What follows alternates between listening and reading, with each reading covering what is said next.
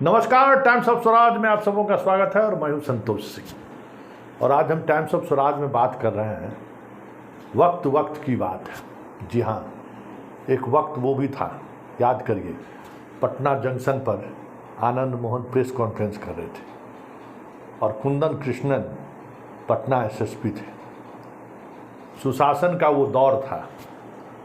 Press conference को बीच में रोकने के लिए खुद कुंदन कृष्णन पटना जंक्शन पर पहुंचते हैं, क्योंकि जितने पुलिस अधिकारियों को फ़ोन हुआ किसी ने ये दुस्साहस नहीं किया कि आनंद मोहन को बीच प्रेस कॉन्फ्रेंस में रोका जाए।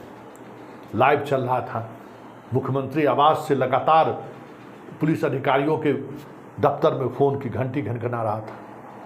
तो आखिरकार कुंदन कृष्णन ने बीड़ा उठाया और पहुंचे और वहाँ पर धक्का मारते हुए आनंद मोहन को बीच प्रेस कॉन्फ्रेंस से उठाकर निकल पड़े। हालांकि बड़ी बबेला हुआ था। ये भी एक दौर था आनंद मोहन को लेकर, और आज भी एक दौर है कि राज्य सरकार आनंद मोहन की रिहाई को लेकर सुप्रीम कोर्ट में एक हलफनामा दायर किया है। और हलफनामा में उन्होंने कहा है कि आनंद मोहन भले ही इन्हें डीएम के हत्याकांड मामले में आजीवन कारावास की सज़ा मिली है, लेकिन जेल में रहते हुए इन्होंने जो काम किया है वो अतुलनीय है। 3 पुस्तकें ये लिखे हैं और एक खास विचारधाराओं से जुड़े हुए कई पुस्तकों का ये अध्ययन के जेल के सलाखों के पीछे रहते हुए हजारों पुस्तकें ये पढ़ रहे हैं। एक लाइब्रेरी उन्होंने बनाई। इनकी रिहाई का फैसला पूरी तौर पर कानून सम्मत है। और इनके वकील एमपी सिंह ने बताया कि जिन राज्यों में ये नियम है कि अगर लोक सेवक की हत्या होती है और उस मामले में उम्र कैद की सज़ा होती है, उन राज्यों में भी कैदी को सरकार छोड़ते रहे। साथ ही राजीव गांधी हत्याकांड मामले में जो आजीवन कारावास की सज़ा पूरी हो गई थी और उसको छोड़ने को लेकर जो सुप्रीम कोर्ट का फैसला आया था, उस फैसले का भी हवाला बिहार सरकार ने दिया है। इतना ही नहीं, बिहार सरकार की ओर से ये भी कहा गया है कि 16 वर्ष ये अपनी सज़ा, 15 वर्ष के बदला में ये 16 वर्ष सज़ा काट चुके थे। और इस दौरान इनका आचरण बहुत ही अच्छा रहा है। और ये फैसला पूरी तौर पर प्रशासनिक फैसला है, इसमें किसी भी तरह के राजनीतिक फैसला नहीं है। जिन सवालों को लेकर सुप्रीम कोर्ट में याचिका दायर की गई है, उन सवालों को लेकर बिहार सरकार का ये कहना है कि जो कानून सरकार ने बनाई थी, बाद के दिनों में ये अनुभव किया गया कि इस तरीके के कानून से जस्टिस का जो मूल अवधारणा है वो प्रभावित हो रहा है। पीड़ित पक्ष कितना भी बड़ा क्यों नहीं हो और कितना ही छोटा सामान्य क्यों ना हो, दो तरीके की सज़ा नहीं हो सकती। इस बातों को उल्लेखित किया है। लेकिन सवाल ये है कि वो प्रावधान क्यों किया गया था और आनंद मोहन जेल से बाहर नहीं निकले, इसके लिए सरकार क्या क्या नहीं किया, जरा इसको सोचिए। और ये नीतीश कुमार, हाँ, बीच में एक बार नीतीश कुमार जरूर आनंद मोहन के घर पर गए थे, उनकी माँ से उन्होंने मुलाकात की थी और बेटे की तरह आशीर्वाद मांगा था, लेकिन उस वक्त आनंद मोहन झुकने को तैयार नहीं थे। देखिए, राजनीति यही होती है और राजनीति में समय बहुत महत्वपूर्ण होता है। और जो पॉलिटिशियन उस समय के महत्व को पहचानता है या निर्णय समय के उस बिंदु पर जाकर लेता है जहां से कुछ बेहतर निकल सके, वही पॉलिटिशियन सफल होता है। आनंद मोहन पूरे नीतीश कुमार के कार्यकाल के दौरान जेल में रहे। बेटा उनके राजद के विधायक हैं, पत्नी कई पार्टी बदल चुकी है लेकिन अभी भी राजनीति में सक्रिय है।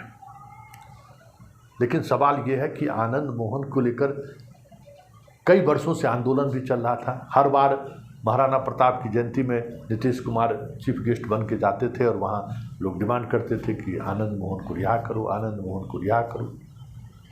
और वो भरोसा दिलाते थे कि ज़रूर हमसे बेहतर आनंद मोहन का हितैषी कौन हो सकता है। हम उनसे जेल में मिलने के लिए गए थे, हम और जॉर्ज साहब बड़ी बड़ी बात करते थे, फिर भी रिहाई में विलम्ब हो रहा था। लेकिन वक्त वक्त की बात है कि जैसे ही परिस्थिति बदली, एनडीए से गठबंधन टूटा, नीतीश को एक ऐसे राजपूत नेता की ज़रूरत है जो बीजेपी के सबसे बड़े कोर वोटर होने के बावजूद भी जो राजनेता उसमें सेंधमारी कर सके। इसमें आनंद मोहन से बड़ा कौन हो सकता है। आनंद मोहन आज भी वो चेहरा है जिसके सहारे हर राजपूत गांव में 2-3 परिवार ऐसा आज भी है जो आनंद मोहन के दीवाने हैं और उनकी सक्रियता राजनीति में बनी रही। तो 2024 से पहले हर राजपूत गांव में वो बीजेपी के और महागठबंधन के वोटरों के बीच बड़ा डिवीज़न करा दे तो कोई बड़ी बात नहीं है, और ये पिछले कई महीने से ये काम कर भी रहे हैं। हालांकि बीजेपी जिस तरीके से बिहार में आनंद मोहन की रिहाई को लेकर कोर्ट पहुंची है, उन्हीं के लोग कोर्ट पहुंचे हैं।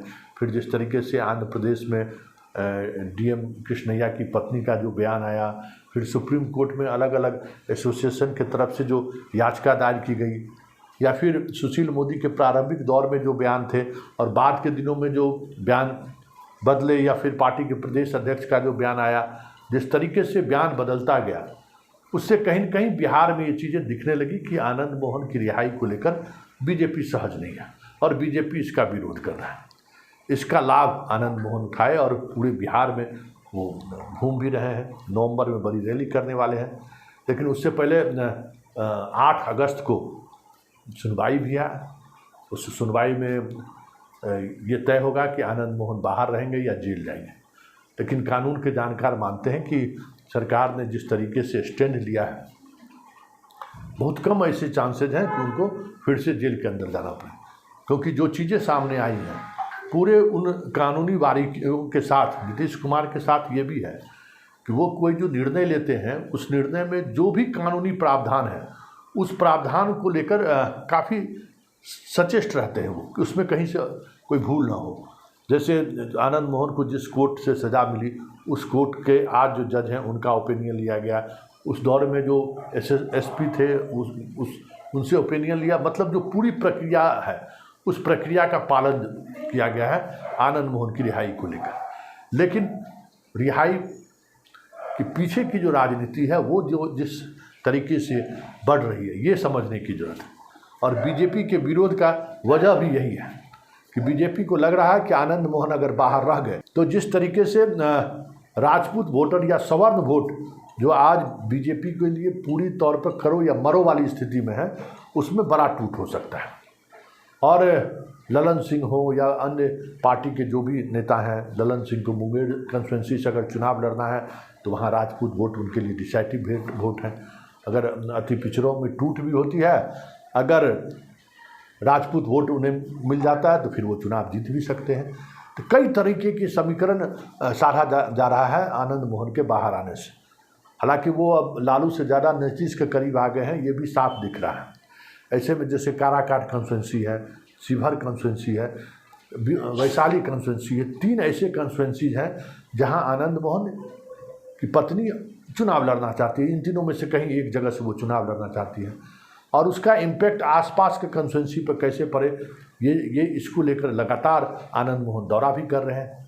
और बीजेपी को यही खतरा महसूस हो रहा है कि बीजेपी में के लोगों को ये पता है, रूढ़ी जैसे लोग आनंद मोहन की तारीफ करते हैं। लाख विरोध के बावजूद भी बीजेपी का जो भी स्टैंड रहा, आनंद मोहन को लेकर रूढ़ी का अलग स्टैंड रहा। तो ये एक मास अपीलिंग नेता आनंद मोहन रहे हैं, और आज भी उनकी जो छवि है वो छवि एग्रेसिव छवि रही है। तो आनंद मोहन में यही खासियत है।